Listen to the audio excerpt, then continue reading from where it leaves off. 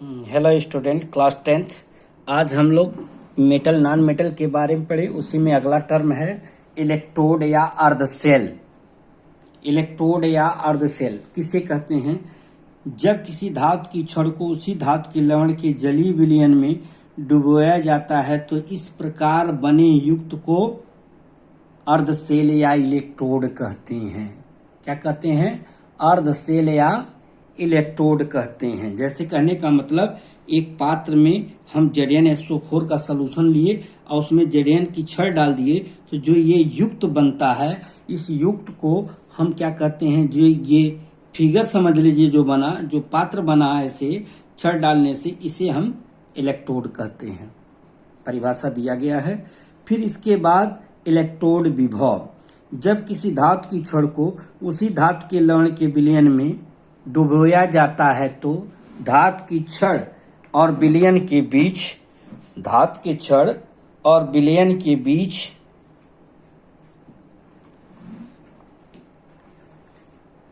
सापेक्ष या बीच धनावेशित तथा ऋणावेश हो जाता है, जिसके फलस्वरूप धातु और विलयन के संपर्क तल पर एक विभवांतर स्थापित हो जाता है, जिसे धातु का इलेक्ट्रोड विभव या इलेक्ट्रोड पोटेंशियल कहते हैं।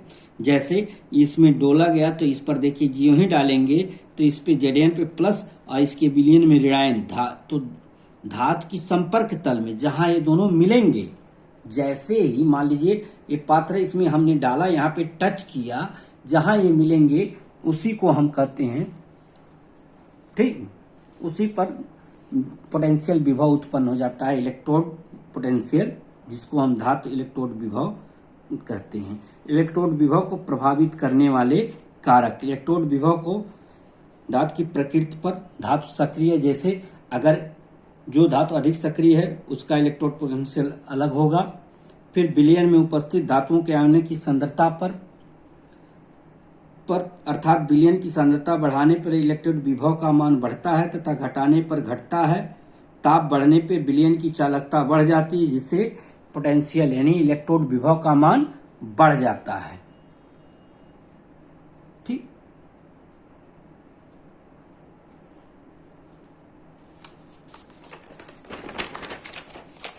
इसके बाद आता है मानक इलेक्ट्रोड विभव।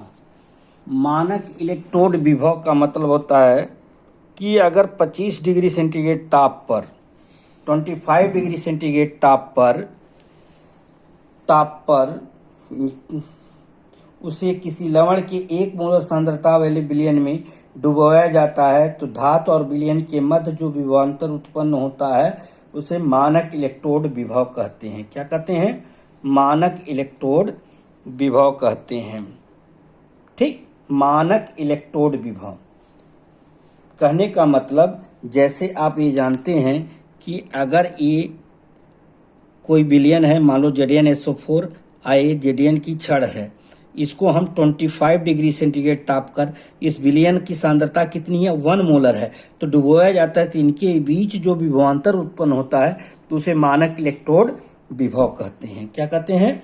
मानक इलेक्ट्रोड विभव। यानी कहेंगे जब किसी धातु की छड़ 25 डिग्री सेंटीग्रेड पर उसके लवण के 1 मोलर सांद्रता वाले विलयन में डुबोया जाता है तो धातु और विलयन के मध्य जो विभवांतर उत्पन्न होता है उसे मानक इलेक्ट्रोड विभव कहते हैं। इसे ई से प्रदर्शित करते हैं। ठीक, इसके बाद आता है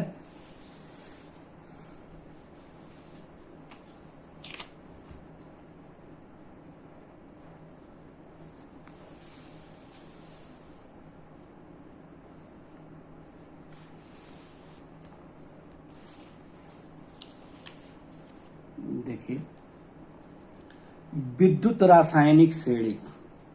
जब धातुओं को उनके मानक इलेक्ट्रोड विभव के बढ़ते हुए क्रम में रखा जाता है तो एक श्रेणी प्राप्त होती है, जिसे धातुओं की विद्युत रासायनिक श्रेणी कहते हैं।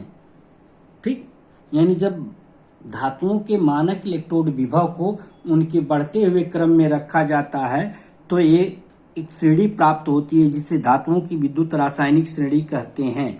हाइड्रोजन को श्रेणी के मध्य में रखा गया है, जिनका मानक इलेक्ट्रोड विभव 0 माना गया है।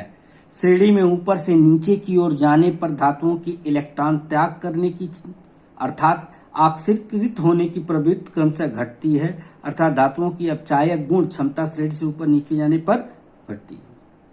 ठीक। विद्युत रासायनिक श्रेणी के उपयोग, पहला है धातुओं के विस्थापन पे।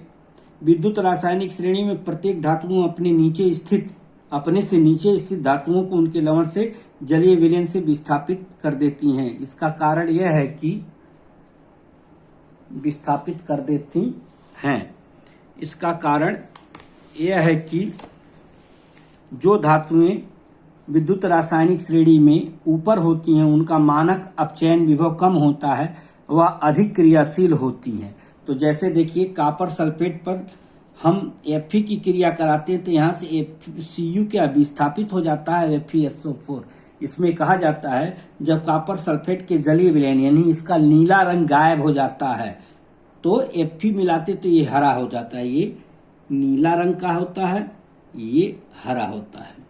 ठीक, तो इस पे क्वेश्चन बन सकते हैं कि जब कॉपर सल्फेट के जलीय विलयन में लोहे का चूर्ण डालते हैं तो उसका कॉपर सल्फेट का नीला रंग गायब हो जाता है, कारण दीजिए। तो कहेंगे कि विद्युत रासायनिक श्रेणी में Fe जो है कॉपर से ऊपर स्थित है, इसलिए उसका मानक अपचयन विभव कम होता है, वह अधिक क्रियाशील होता है।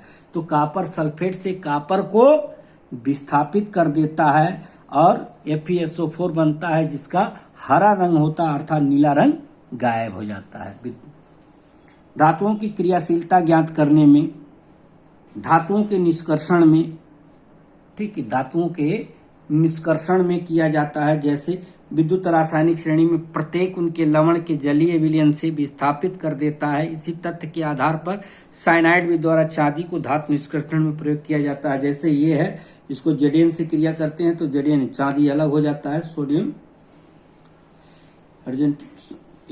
NaAgCN, ये एक धातु सिल्वर का अयस्क है जिससे Zn को निकालने देता है तो Ag अलग हो जाता है। सक्रियता श्रेणी में सबसे ऊपर स्थित धातुओं का निष्कर्षण, यानी आप कह सकते हैं सक्रियता श्रेणी में कि विद्युत रासायनिक श्रेणी में ऊपर स्थित धातुएं अधिक क्रियाशील होती हैं। इन धातुओं के निष्कर्षण विद्युत अपघटनी, जिनकी जो स्थित धातुएं क्रियाशील होती हैं वो धातुओं का निष्कर्षण विद्युत अपघटनी द्वारा अपचयन द्वारा किया जाता है। जैसे Al2O3 इसके जलीय विलयन में विद्युत प्रवाहित करते हैं तो एनोड पर, कैथोड पर क्या है, एल्युमिनियम मुक्त होता है, एनोड पर ऑक्सीजन मुक्त हो जाता है।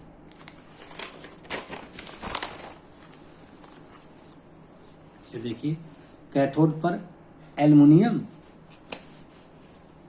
और एनोड पर O2 मुक्त हो जाता है। सक्रियता श्रेणी के मध्य में स्थित धातुओं का निष्कर्षण, जो मध्य में स्थित होते हैं, जैसे Zn को कार्बन से अपचयित कर देते हैं तो Zn अन्य को। विद्युत रासायनिक श्रेणी में नीचे स्थित धातुओं के निष्कर्षण,